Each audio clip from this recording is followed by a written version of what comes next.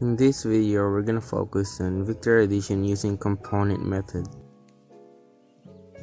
But first, let us define vector. A vector is an object that has both magnitude and a direction. Geometrically, we can picture a vector as a directed line segment, whose length is the magnitude of the vector, and with an arrow indicating the direction. The direction of the vector is from its tail to its head. Now that we know what vector is, let's proceed vector addition using component method. Okay, so here's our question.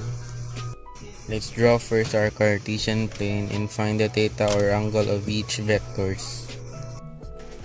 In finding the angle or theta of each vector, just simply subtract or add the given angle to where it's located. Example, vector A is located at northwest. The angle at northwest is 180 degrees. So 180 degrees minus 66.5 degrees equals 113.5 degrees. So our vector A is 113.5 degrees and our vector B is 349 degrees. And our vector C is 199 degrees. In finding the x components, just simply multiply the magnitude, cosine, and theta or angle. Then add all the x components.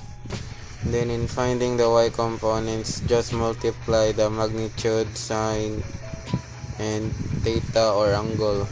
Then add all the y components. Next we'll find is the resultant. In finding the resultant is r equals square root a squared plus b squared. Your a here is the x components and your b here is the y components. So our resultant here is 14.39 meters. If you want to find out the angle or theta, the formula for angle is tan to the negative 1 times y over x. Solve through scientific calculator.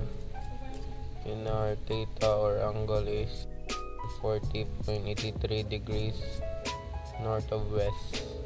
It's north of west because our x component is negative and our y component is positive.